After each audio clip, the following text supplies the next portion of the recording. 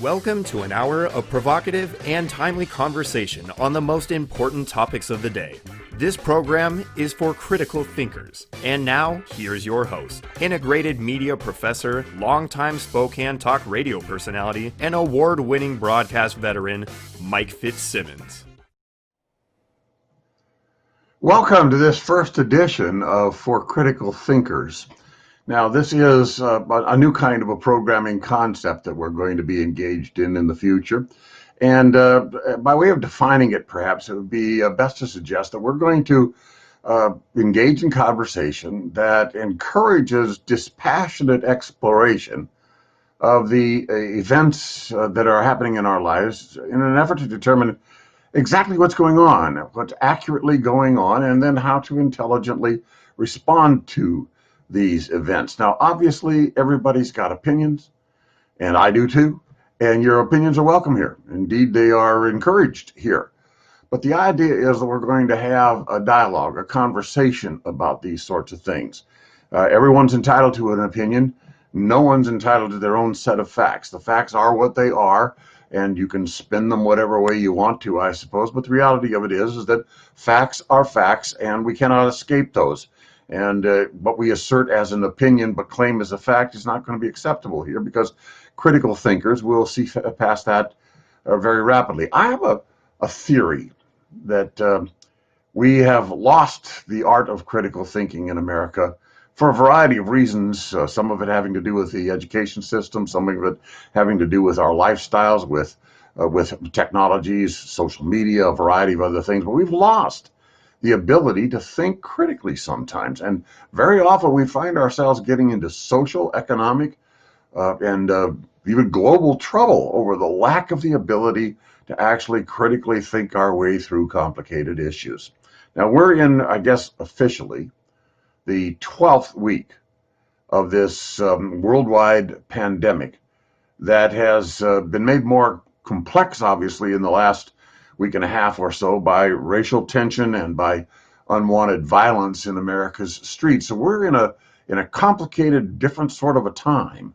And because of that, we are obviously going to have to think our way through this, because we've not seen these sorts of things, and certainly not seen these kinds of things, a pandemic and racial tension and the kinds of demonstrations and violence we've seen in our streets together at the same time. We've not seen that. This is kind of a new situation for all of us, including our leaders, and sometimes that may be the problem as well. Now, let me give you a way in which you can contact the program here. At the bottom of your screen, have a look at this. This is the way in which you reach us at Spokane Talks Media, and to get on this program live and to talk with me, this is the process you will do. Key that up on your computer. You'll get a hold of Vinny, and that's our producer, and Vinny will give you a password that will get you onto the system here, and then we can talk back and forth. So, and I hope you will do that, because there's a lot to talk about, and I'm very interested in what you have to say about these things. Now, it might seem that things are just literally out of control in America these days. It surely appears that way to some folks. There's a lot of frustration over what's going on. There's an awful lot of concern. There's a lot of anxiety, and there's a lot of anger building, no question about that. We've seen that, obviously, with respect to what's been occurring almost night after night after night in the streets of various major cities in the United States. But while it seems as though things are out of control, we actually do have an ace in the hole that we can think about, and that is this. It's called the United States Constitution, and it was brilliantly crafted to provide us with just the reasonable solution that we need in times like this. The problem with it is that in far too many cases, Americans, unfortunately, are just not familiar with the United States Constitution and with the Bill of Rights and with the amendments. And thus their expectations, our expectations, are often not realistic. That seems to be a serious problem in America. We just don't have realistic expectations. And thus the things we think should happen may not be possible to happen as we believe they should. And the things that we think should not happen, we don't understand how it's possible that they can happen, because we just simply don't understand our process here. We don't understand our Constitution. A lot of folks think they do. They understand, generally speaking, what the Constitution provides. But let's take, for example, because this seems to be the primary issue that is before us at the present time in both the COVID-19 issue as well as in this matter of racial tension that we are experiencing in the country at the present time. The First Amendment. You're hearing an awful lot of people quote chapter and verse of the First Amendment. There aren't very many chapters, and there's certainly not much verse in the First Amendment. It's only 45 words, and it contains 5 specific rights that are inalienable. That is to say, they cannot be defeated by government. And we need to understand they cannot be defeated by government. Government gets its power from us, not the other way around. A lot of folks don't seem to understand that. So let's take a look at this little slide here that shows you what the language of the First Amendment is, all right? It says, Congress shall make no law respecting an establishment of religion or prohibiting the free exercise thereof, or abridging the freedom of speech or of the press, or the right of the people peaceably to assemble and to petition the government for a redress of grievance. The next slide gives you the list, the laundry list of what's available here, all right? Here are the rights we have under the First Amendment, okay? We have the right, obviously, of freedom of expression of religion.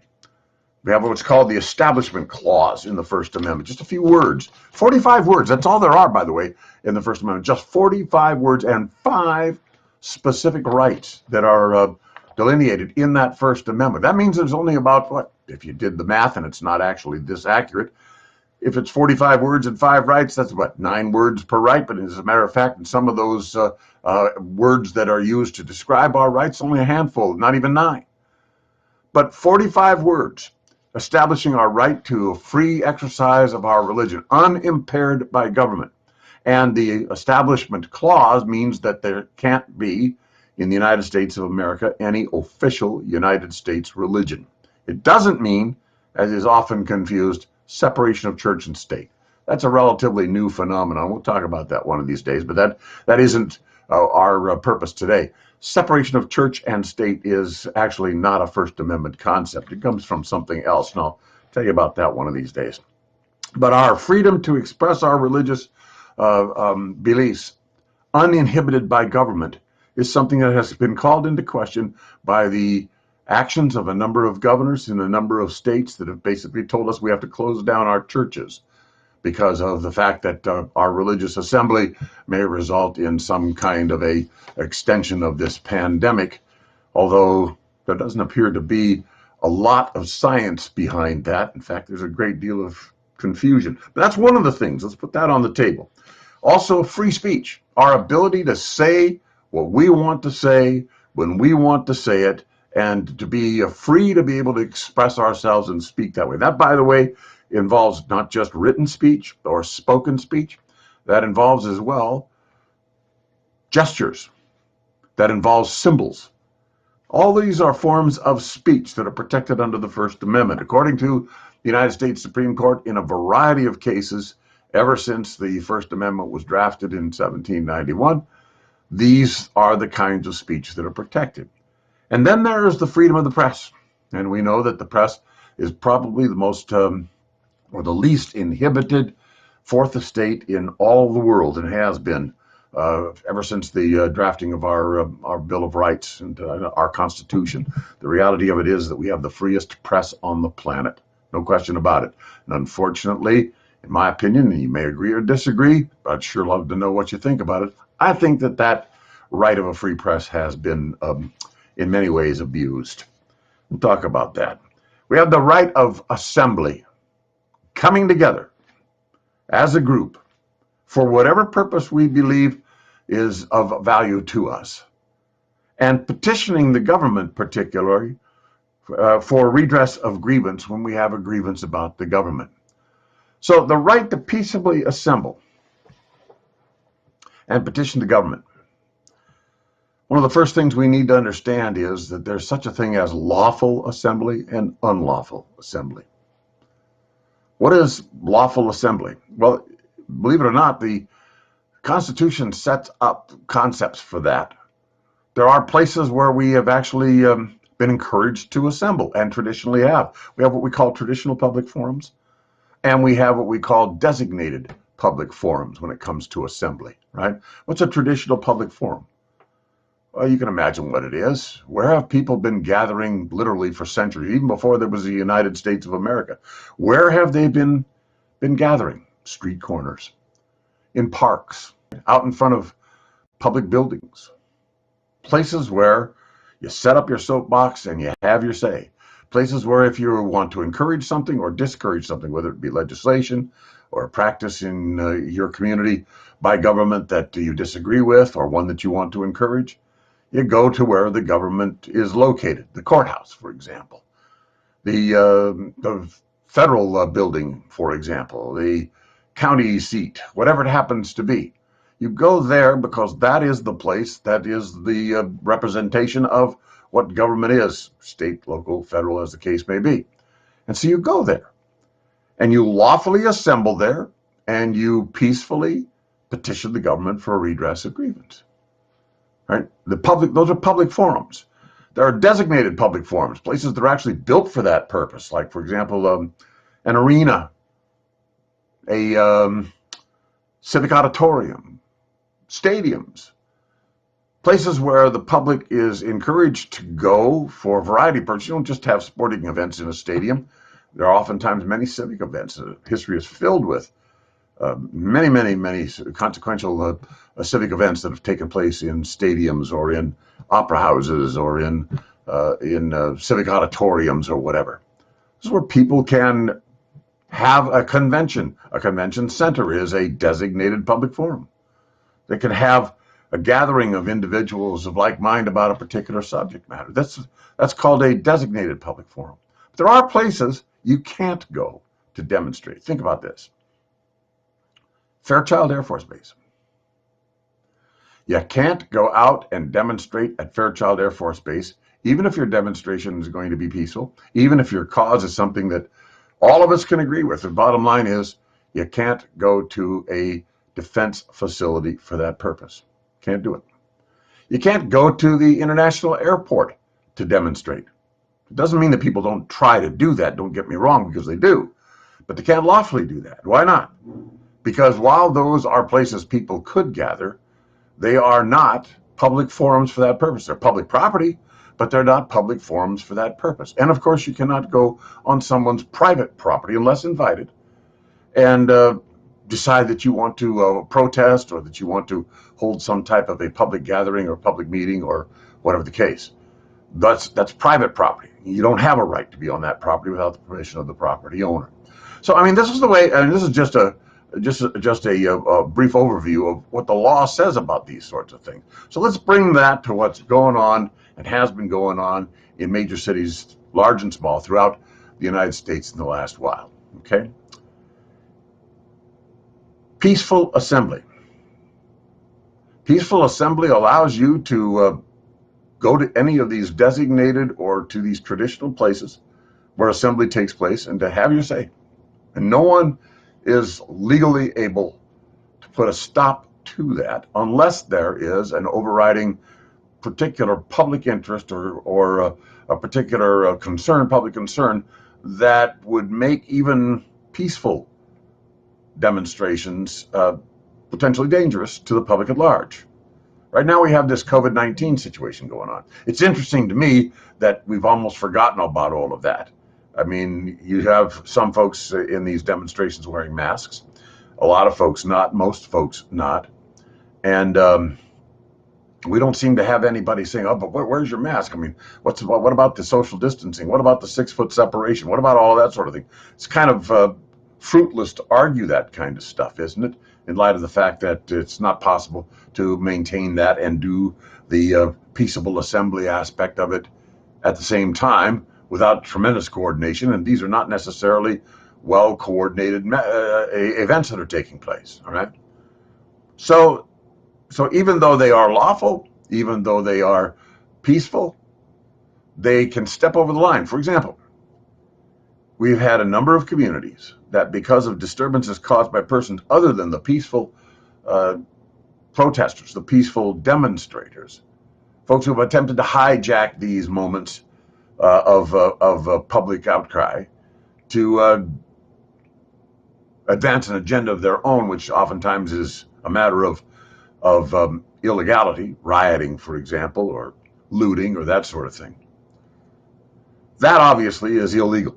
Okay, we'll get to that separate and apart. But the fact is that we have, because those sorts of things are happening, we have a limited ability on the part of law enforcement officers, which have a ratio of X number of officers per thousand in the population, to be able to quell that kind of activity without the cooperation simultaneously of the peaceful protesters who have the right to be there. So we have curfews that have been established. Is a curfew a lawful order? It is. And when a curfew deadline comes, if the authorities of a given city, state, county, whatever the case happens to be, decides they want to put an end to any demonstrations in order to maintain peace, particularly at nighttime, as we have seen, they are within their constitutional rights to do that. And individuals who decide they will not agree to or be governed by a specific hour of the day or evening in which a curfew takes place, they go from peaceful demonstrators to peacefully demonstrating but unlawful demonstrations because of the curfew. And they can be, and they have been arrested. A lot of folks get angry about that. You can't do that to me, but they actually can. They actually can. Now, what's particularly interesting, let's go back to an additional slide here that I think is important to take a look at, all right? Prior restraint, putting a stop on individuals from speaking their minds, is presumptively unconstitutional, okay? In other words, generally speaking, you cannot interfere with a person's public expression, so assuming that that expression is otherwise lawful. That would be presumptively unconstitutional unless there is a compelling public interest. And the government has a very high burden when it comes to that. It can't just be, well, we're kind of nervous about what's going on, we'd like to put a stop to this. It can't be that. It's got to be a compelling interest, all right? Public safety is a compelling interest, clearly is. Additionally, if we look at the next slide, additionally we find that prior restraint rules do not apply to unprotected speech, because unprotected speech can be restrained simply because the First Amendment doesn't protect it. Now, if someone tries to tell you that breaking into a sports clothing shop and stealing running shoes or sweatsuits or whatever it happens to be is a way of expressing themselves with respect to some issue, that's just simply not going to fly at law. It's just not going to fly. That is not what reasonable persons in same or similar circumstances do to express themselves when they are lawfully assembled and seeking to get a redress of a grievance that they have. So unprotected speech can be restrained and is being restrained. The problem where it gets a little difficult, gets a little dicey, is that sometimes that unprotected speech is mixed in with protected speech happening at the same venue. And that's what we're seeing in the streets of American cities these days. And it's by design, by those who want to disrupt, by those who want to break the law and all. It's by design. They are using the lawful assembly as cover for unlawful activity. And unfortunately, as is so often the case, those who are doing lawful, reasonable, purposeful things find themselves as law-abiding citizens suffering the burden that arises from those who do unlawful things and attempt to take advantage of the situation. And therefore, there's the last slide that I wanted to show you on this one, the scope the scope of prior restraint must be very narrow. It can't be a broad blanket thing. And because that's the law, because that's the way it works, it has become fairly difficult in some of these cases that we've seen over the last 5, 6, or 7 nights to actually separate the wheat from the chaff, as it were. And the perfectly lawful protesters who are creating no public safety hazard of any kind are then unfortunately sacrificed for the ones who are damaging the public safety. And the only way in which the law enforcement is able to keep the lid on the whole thing is to essentially require that everybody vacate the streets. It's unfortunate, but it's reality, and the folks who are disrupting these events that are taking place in America are doing so with the knowledge that they can get away with that they can put a stop to that sort of thing. But they don't really care what the underlying cause is anyway. That's not what they've come for. They've come for an altogether different purpose. So rioting is not protected speech. Under any circumstances, a riot is not about protected speech. This is not something the First Amendment says, oh yes, you have the right to riot. No, you have the right to peaceable assembly and redress of grievance, but you don't have the right to riot. You don't have the right to invade private property or public property that is not, you're not authorized to be in. In other words, if the public safety building is closed or the federal building is closed, you don't have the right to break the glass and break the door down and go on inside. You can't do that. That's breaking and entering. It doesn't make any difference what your supposed cause or reason, even as defensible as it might be by itself, happens to be. You can't take those sorts of tactics and be lawful in the process. Now, a lot of folks have difficulty understanding how one operates with the other, so to speak. And they resent the fact that what they came to do peaceably and lawfully is interrupted. And they blame it on government sometimes because they don't understand what the process is. They don't have a reasonable expectation about what's going on. And so they get resentful in that process. And unfortunately, that causes an additional set of problems, additional set of circumstances. And their understanding of things very often has to do with the local press or the national press and how a story, any story, how a particular event or set of events is being presented. And when the press has an agenda to advance as opposed to just telling the story and letting you decide for yourself what it all means, then we have a new problem altogether, and one that is, in my opinion, an abuse of the First Amendment rights of the press. We'll talk about that when we continue. Again, here is how you can get in on this conversation. I'd love to hear from you. Here's the way in which you do that. You see the .com address right there, Vinny at SpokaneTalksMedia.com. Get a hold of him. He'll give you a password which will allow you to get on the air, and we can chat together about these sorts of things. I hope you're following with me right at the moment. Now, that doesn't necessarily mean that we all agree with who's saying what and why. Doesn't necessarily mean that.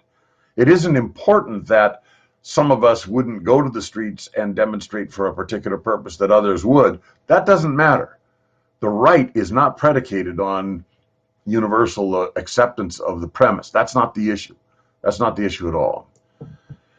When we come back, we're going to take a look at also some of the rhetoric we're hearing about what these officers who were involved in the killing of that man in Minneapolis, some of the demonstrators believe that the law should come down heavier than it has. That's not always so easy to do because the terms and conditions under which individuals are charged are made by the legislature, not by the police department. So we'll take this time out, and when we come back, we'll chat about that a little bit. Join us, won't you?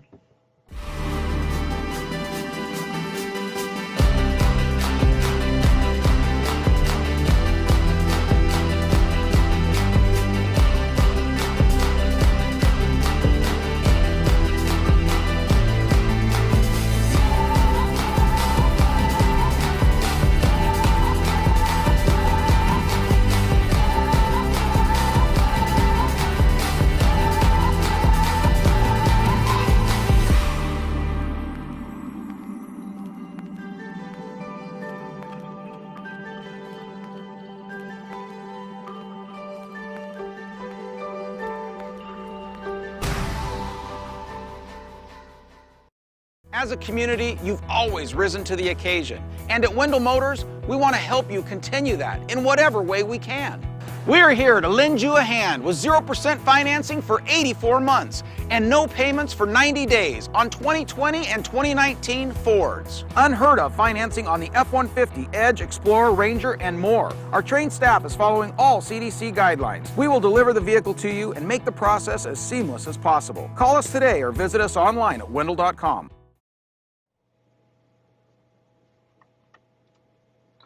Welcome back. It's for critical thinkers, and we have a caller on the line. Who have we got? Are you there? This is Rich. Hello. Hey, Rich. How are you? How are you? Man, it's Good. been a long time since I've heard you. I listened to you every day when you were on the radio, and I loved your show. So Been a while. I'm so glad to find you by accident on Facebook. So this is awesome. Well, I'm glad you did. What's on your mind today? Well, I just was going to chat with you about this whole COVID thing and the disturbances and that type of stuff. So I think at the beginning, here's where I stand from, Mike, if you care. I think at the very beginning, back in March, I was all on board with the whole quarantining for that first order that went out, because it was kind of new. Everybody didn't know really what was going on, but as the months progressed, it just seems like now it's turned into a complete political thing. So it's very frustrating. So I think that they've learned a lot more about the virus in the past months, and it's just ridiculous, I think, what they're doing. Well, when it comes to the COVID situation, Rich, we all know now that an awful lot of the things we were told just aren't true. They're just not true. I mean, we were operating under unprecedented and draconian directives from government based on this theory that this was, almost a clear and present death wish if you did things you ordinarily did in the past. And we've discovered, among other things, that's not true. It's not so. And since it's not so, then when people tell us, but you still have to do this anyway, we have fortunately, some critical thinkers, and they ask the question, well, why? If the premise is not there anymore, why do we have to do these sorts of things? Why, for example, can we not put a couple of hundred people in a church and practice social distancing and let them attend a service, but you can put several hundred people into a big box store, a Costco or whatever, and let them go Home shopping, Depot or Lowe's, and without any restrictions or any real supervision of the practice of social distancing. Why not? When one sees that and says, wait a minute. I mean, I realize, well, in one case we're buying hardware, or we're buying groceries or whatever, but the point is, if the theory is that we can't be together because we're going to spread the virus, then we can't be together anywhere, and yet we're allowed to be together anywhere, right? And why is it, for example, that you can close a church down? Because, that would be too dangerous for people to attend, but you can keep the pot store open, and you can keep the liquor store open, and you can keep the abortion clinic open. That's perfectly all right. No, that's no problem. That's not at all. Those are essential services, right? Especially when all the others, the pot store, the liquor store, the Costco, the abortion clinic and all, are not mentioned in the First Amendment to the Constitution, but the churches are. Congress shall make no law. All right? No law. And if Congress can't make it, that means no state legislature can, no governor can, nobody can, right? It's mentioned. This is an unalienable right. I mean, this part isn't explained. And critical thinkers look at this and simply say, all right, look, there's a disconnect here. What you're saying we need to do, for the reason you say we need to do it, is not consistently applied to all folks under all circumstances. And somebody's making an arbitrary decision as to who can and who cannot. Now, what generally drives that? Well, you don't have to look very far as a critical thinker to discover that, wait a minute, there are agendas at work here. There are political purposes to be satisfied. There are constituencies to take care of. And that all of a sudden makes the entire intellectual integrity of the argument fall apart. That's what happens. Yep. No, I totally agree. It's just so frustrating, especially, I mean, you just can't have a blanket statement as far as Spokane on the east side of the state, one order to cover the whole entire state is just unreasonable, I think. So, we haven't had nearly the cases that the west side has, and so why would they force the entire state to shut down? I mean, our So why would economy you is do that? sucking right now. One has to ask the question, Rich. Why would you do that? In other words, if I live in a county that has more jackrabbits than it has human beings, why do I Exactly. have to operate the same way as if I lived in a population dense big city? Why would I have to do that? Now, does that mean because I'm a citizen that somehow or other I have to follow the same directives as everybody else? Guess what? In the ordinary course of things, that isn't the case. I don't have to do that, right? I don't have to. If I have a farm, for example, I can get one of my kids to drive the tractor. Whereas if that individual lives in Seattle, that individual can't drive a motor vehicle until a person reaches a certain age, right? I mean, there are different practices here, and they are practical and reasonable and pertain to the specific lifestyle and purposes and practices of a given community, right? That's the character of community. So why are we doing this? Well, that's not the reason. Uniformity isn't the reason. What's the reason then? Well, now, if you don't want the economy to recover till you're ready, then you want everybody not to recover till you're ready. Ask yourself that. Is there a reason why we wouldn't want the economy to recover? Sure, because there are certain political powers that would suffer, maybe not get reelected, if the economy doesn't recover, and most assuredly would get reelected if the economy does. Now, can you say, oh yeah, that's the reason? No, but you know what? If you're a critical thinker, you have to explore that and you have to dismiss that before you consider any other possibilities.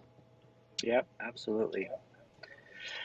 And as far as the protests and that type of stuff, I I think everybody in the country, the world thinks what happened in Minnesota is just absolutely awful. I don't know how you can watch It that was. video and come No away with a reasonably different thinking person conclusion. could possibly That not be offended by it. Yes, absolutely. But I just think that the way that the media is portraying it, and I totally understand why. I mean, me not being black, I don't know that I can understand from that perspective, but and I don't try to understand from that perspective. And I do think that there's inequality and there should not be inequality. But I think that the way that the media is running away with how they pose headlines, and it seems like it's anti-police, and Well, now I that would be an the, agenda. If there's an anti-police agenda, that would be the way in which you'd want to depict what's going on, right? Now, I have a problem with the well, idea. the thing that I have the problem with, you know, I totally understand that there's going to be bad cops in every city or state or whatever. I mean, humans are humans, and there's going to be bad apples. But I get the feeling from the media that they're trying to portray all police officers as bad, and so I just have Well, first of all, that's there's an idea being perpetrated, and it's perpetrated. It's propaganda that all police, everywhere, big cities, small cities, counties, whatever it happens to be, have it in for black people, and would just as soon kill them as deal with them. I mean, that's the seems to be the attitude that people say exists, and I don't buy that for a minute. And I don't think any right thinking, any responsible thinking black person, white person, or otherwise would buy into that theory. There is no evidence to support that. The only reason that is even put out there and repeated as a big lie time and time again is to advance an agenda. That's what the purpose is to do there. Police officers are not gunning for black people. The statistics would certainly represent such activity if it exists. We'd be able to look at it and say, aha, here is the statistical data that supports such a claim. And if indeed there was such data, we would have to believe that that claim has merit. But there is no such data. There isn't. Yes, there have been a number of black persons killed by white police. There have been a lot of black persons killed by black police. But the vast majority of individuals killed were in the process of a commission of a crime, were armed, and actually threatened the police officers themselves, white or black. That's where those numbers come from. And if you look at them, you simply have to say, wait a minute, in a community or a country of 320 million people, that number of officer-caused homicides, white or black combined, is infinitesimal and certainly does not suggest that we're in a genocidal kind of a policy at all. That is just ludicrous, and people who say those sorts of things are obviously trying to persuade us to look at something that just isn't there. Yeah, and the mayors of the mayor of Seattle, they put a curfew on. The mayor, Nadine Woodward put a curfew. They have the complete right to enact a curfew if they feel the need. Right? Is that true? Well, sure. That's a public safety issue that they're making now. If they just do a curfew simply because they don't want to allow people to protest, that would not be legitimate. That would be way, way too broad. It has to be very narrow. And this is a situation where we're dealing with a public safety concern. All right. And why do we have a public safety concern? Probably wouldn't have had if all the individuals who decided to start breaking into stores and setting fire and burning cars and police cars and throwing bricks at cops and all that. If they hadn't shown up, we probably wouldn't have a curfew, but they did. And unfortunately, as I said, like everybody else, people who break the law create a burden for those of us who do not break the law. We get restricted, same as them, even though we're not the guilty party. Right. So when the curfew, when you're in the curfew, the hours of the curfew, you're not supposed to be out on the streets. You're supposed to be gone. And so when the police officers say, you guys need to go home, and if they don't comply, they're breaking the law at that point, right? Or do I not? That's correct. And therefore, what was otherwise a lawful and peaceful assembly suddenly crosses over the line to a violation of a reasonable order on the part of the authorities. And when that happens, you can arrest even the peaceful demonstrator. Now, one of the problems with this is that we've seen in a number of cities, Rich, you've seen this, the curfew is going to take place at 7 o'clock or 8 o'clock. And we don't do anything at 7 o'clock or 8 o'clock or 9 or 10 o'clock. 11 rolls around, then all of a sudden we start to enforce this. I mean, the bottom line is, you're going to draw a line in the sand. When it gets crossed, you act on it. And we're not doing that. And unfortunately, you invite your own problems with that. Yeah. So anyways, and then the mayors get, questioned by the reporters. Or if the police, use a method of removing these people during the curfew because they're not leaving, I don't know, tear gas or rubber pellets or whatever, to get them out of the town because they're not being compliant. I mean, how else are they supposed to get the people out of town? What other methods? I don't understand what other methods maybe that's a problem on my part, is I don't understand the tools that the police officers have at their disposal where they're able to get 200 people out of the street all at the same time. I don't know. Well, a reasonable demonstrator, when told that the curfew has arrived, would be expected to avoid any problems by departing the venue. All right. That would be what they would do. A reasonable one would do that. If one wants to stand in defiance of that process, now we're not just not a reasonable demonstrator. Now we're actually resisting the law. Okay. And in the process of doing that, we are defying a lawful order. If you defy a lawful order, you've crossed the line and you could be charged with a misdemeanor. All right. Now, that being the case, if the officers give them a nudge and say, "Come on, you get out of here. We got to, otherwise we're going to have to start arresting." And they still hold their ground, right? The only way you can disperse a crowd like that, because the police are outnumbered to begin with. I mean, stop and think. If there are Sure. 2 or 3 or 4 or 500 people in the street, and a few dozen cops, they're outnumbered. And so controlling that crowd requires that the crowd cooperate. And if it doesn't cooperate, it requires that you make some arrests, which generally speaking should do it, because people who look at that happening going, okay, they're serious. I don't want to go to jail tonight, right? But there are still some who will stand their ground. And sometimes because of their masses, the great number that is there, they'll figure, look, they can't make us go if we don't want to. And when that happens, there are things they can do. And they have done that. But they are non-lethal things, and after it becomes pretty clear that individuals who want to remain in the street after reasonable offers have been made for them to leave without getting injured or arrested, then the police can in fact do the things that they are doing, the smoke bombs, the tear gas canisters, but they're doing that with a tremendous amount of restraint most of the time, it seems to me. But Yeah, you have and to the ask the media keeps, question, when they do that, the media is painting them as the bad of guys, course. and But remember, we're talking agendas here. The media has an yeah, agenda here too. All right. They're painting them for a reason. And the reason is not truth and veracity. You make up your own mind. The reason is an agenda they seek to advance. Hey, Mike. so frustrating. Mike, we All right. have we got another person in here. Why don't we take a break real quick and then we can bring in Tim All afterwards. right, Rich, it's been great talking Hey, with you. Thanks very well, much for catching great up. Hope talking we'll to you. see you again.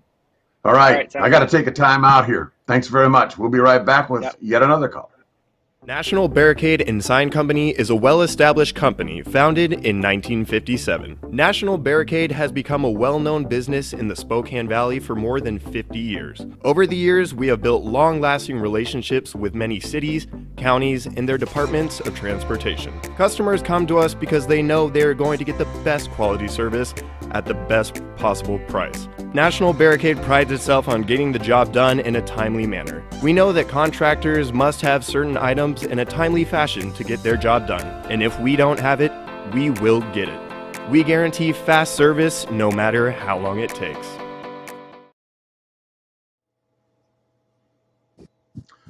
All right, we're back. You can join us as well. We have another caller. And you are whom, sir? What's your name? Say it again.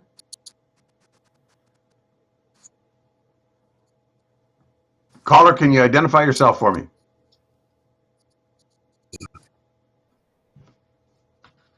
I'm not hearing you. My name's Tim Vile, Mike. Timothy Oh, Vile. hello. Jim, thank you. Vile. Can you hear me? Yeah, go ahead. Yeah, Vile. Sure. All right, Kim, what's on your I'm mind? sorry. Timothy, yeah, can you hear me?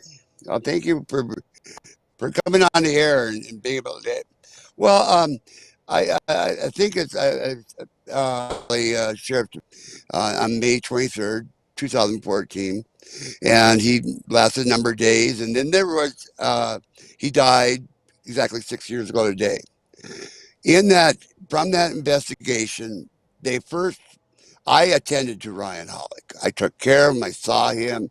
I had to create an airway, otherwise he would have drowned from his own blood the night of the incident. What came afterwards was a breach of the public trust. The Spokane Police Department took over the investigation. Michael Carr and Paul Taylor, who concluded that Ryan had been struck. They had not been struck, but it actually just popped over the handlebars of his bike. They used 2 fake witnesses to maintain that.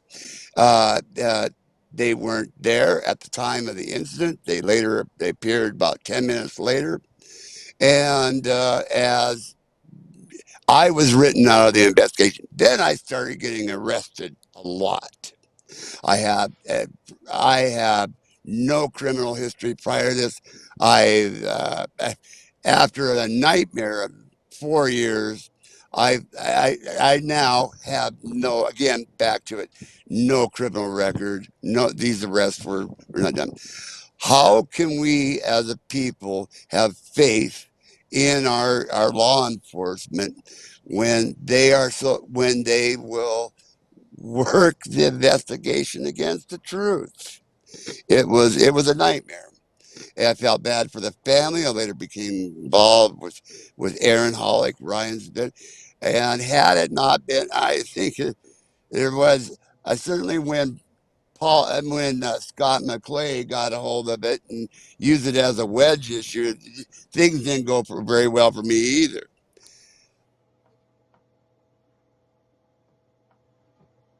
He disappeared. Are you there? Okay. All right, I'm losing him.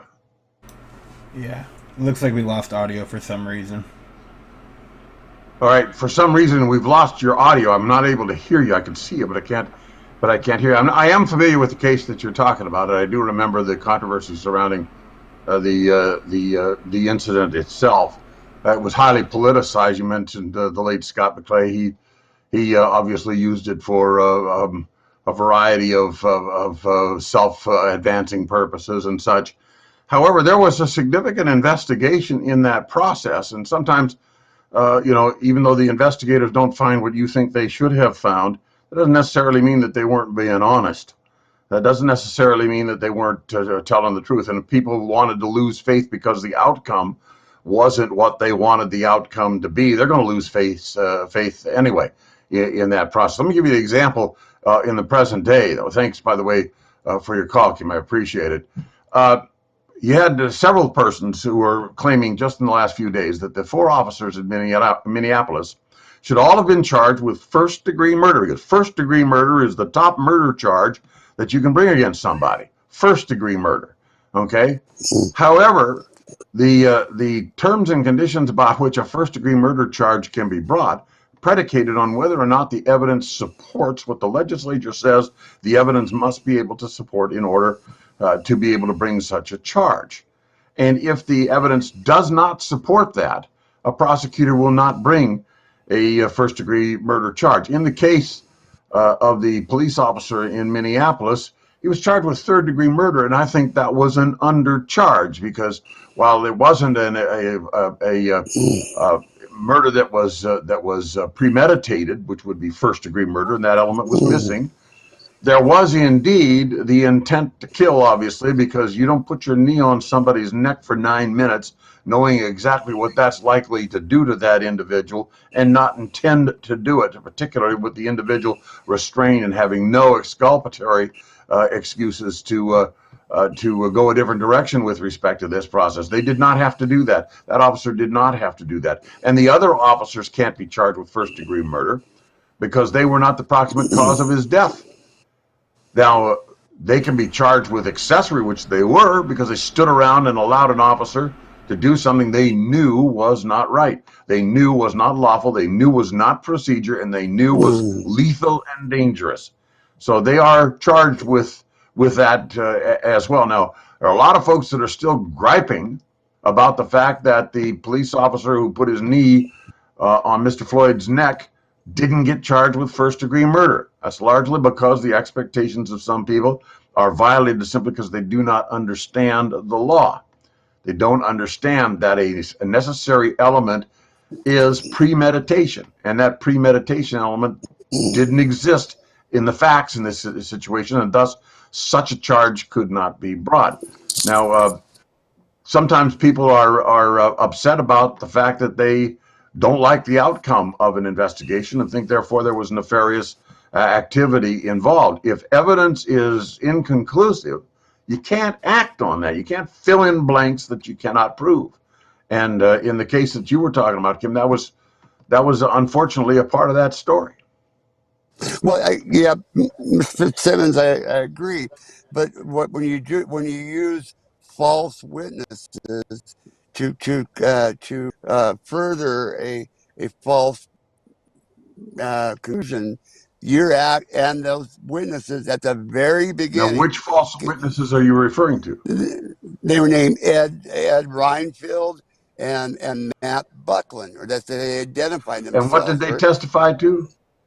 They said that Ryan was sitting there popping wheelies, and they were outside at the outside of the having a cigarette. They weren't there. And what's more is Now, they you know they edited weren't there. those. How? I was there. I seen him pull I up. know you were there, but you know they weren't there. How? I saw them pull up at about 10 minutes after the incident, as I was being photographed by arriving officers attending the ride. They weren't there.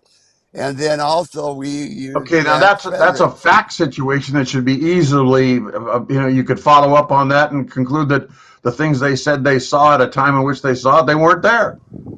And why was that not Absolutely. And done? I don't know. I don't know why they edited Are 30 you sure seconds it of was the not video. done? Yes. Are you sure you may have missed something? You may No. not have missed something? There's there's video that's available from Charlie P's that shows that area. They weren't there. You've seen the Uh, video? I, I saw it uh, uh, Sergeant Carr, Michael Carr, was picking it up from Charlie Price.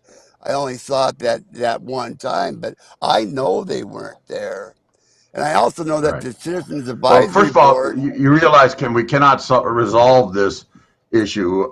There's a dispute of facts that's been pretty much chronic about this whole story for the last several years. It was a And I wasn't nightmare. there. I certainly have no firsthand knowledge of the facts myself. You were there. You saw things, and you can certainly testify to that. But that doesn't mean that you saw everything you could have seen. No, but I do know what they didn't do, and what was I've read that the investigation frontwards and backwards. I know where the where the bodies are buried, I guess you'd say. I didn't Okay. like this. And media is what protects. Media is what creates the demand for information.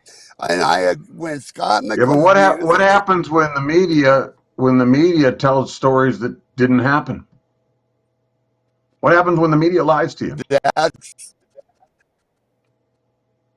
the Because it does sometimes. And when that happens, you have to ask danger yourself, okay, what are the real facts? for Because we trust society these folks to be our eyes and ears, but they're not always. and the republic. And it's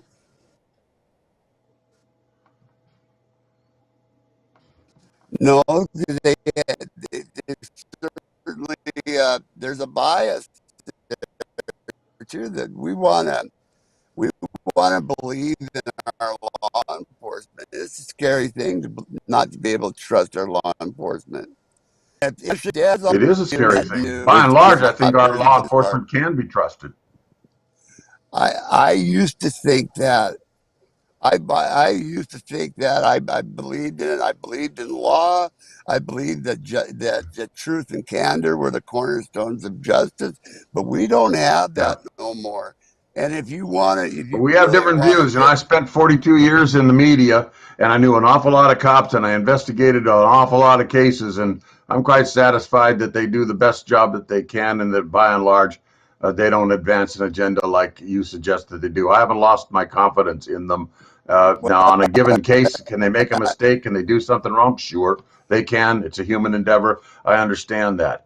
But we're not going to be able to resolve this one tonight. You and I will just agree to disagree. I don't know that it's necessary to lose faith in law enforcement altogether over that particular incident, because the facts remain in dispute about that. No matter what facts you eyewitnessed yourself, there's still other facts you didn't know about, and the whole of the picture is something that when you come to a conclusion about what to do about something, you have to have all that at the ready. Now, whether there was nefarious well, activity, I don't know. well I don't know. I've they heard the work together. charges, but I've never seen the proof. I guess there's 3 pages of proof of hexadecimal printout from the Bosch car computer where it showed that there was F is the final digit in hexadecimal, and that there was no flags in the computer computers Okay, Kim, do me a favor, will you? memory, Uh, showing we're that we're running out of time open. here, and we've been down on this cul-de-sac for a period of time. And a lot of folks All who right. are paying attention to this don't even know what you and I are talking about. They don't have any basis in it. They don't even know the story itself. So that to some extent, we're not able to enlighten them very much. But I do appreciate your thought. And I understand where you're coming from and Thank what those you. experiences do to you. I do understand that. I They appreciate scared the it. hell out of me, Thanks. Fitzsimmons. I appreciate your time. All right, thank you. I appreciate Thank your you, time sir. as well. We also have, some issues that have to do with the eventual trial, if there's going to be, of individuals who are charged with a crime, and the media plays into that as well. We do have a Sixth Amendment under the Bill of Rights as well, which delineate the rights of the accused, and they have a right to a fair trial, and that means that intensive prejudicial press coverage could impair the ability to have a fair trial. These are things that we have to consider. And a lot of folks say, well, you just coddle the criminals, you just take care of the people who are the bad guys, you never care about the victims. The reality of it is if you're ever accused of a crime, you're going to want to make sure that all those rules that exist to protect the accused exist to protect you too. Because just because you are not in police custody doesn't mean one day you might not be. And it's pretty important to understand that.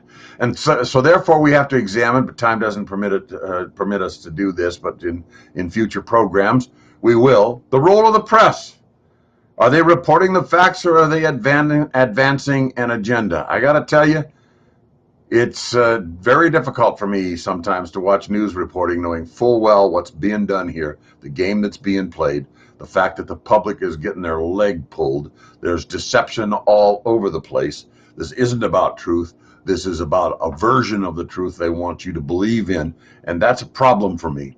And then there are also the political agendas that complicate the landscape as well. And we also see an immense amount of hypocrisy arise in these particular situations when facts and circumstances sort of outrun the folks who are reporting them and attempting to interpret them and attempting to convince you of their understanding and their validity with respect to some of these things. All of this has taken place. And you can't just say, I'm sorry, I'm going to believe this, I'm not going to believe that. Facts are facts. And if you don't want any facts, you just want to make up your mind and then that's where you'll be, then you're not a critical thinker. Critical thinkers don't do that. Critical thinkers have a healthy skepticism. That doesn't mean they disbelieve always, but they have a healthy skepticism, which suggests that maybe you don't just jump on something somebody says and say, well, that's the fact, and that's by God the way it's going to be, and I'm not going to change my mind ever. If you do that, you might wind up the fool in the end. And too many do that, folks, and therefore we have a lot of things we believe that aren't true at all. And that's part of what we hope to try to resolve in these conversations. Well, that's all the time we have for this program, and I appreciate you being with us. We're going to have another program later on in the month of June, and we'll let you know when that's going to take place. But we're watching these situations unfold very carefully. And while we're not doing this on a day-to-day sort of a basis, I do hope that you'll tell your friends about the program, that you'll think about the things we've talked about, and that you will join us when we get back together again on our next program. I'm Mike Fitzsimmons, and I thank you very much for watching this edition of For Critical Thinkers. Thanks for tuning in to this edition of For Critical Thinkers. Join Mike Fitzsimmons twice each month for a chance to share your views about important issues that affect our lives. Stay tuned to Spokane Talks for our next scheduled session.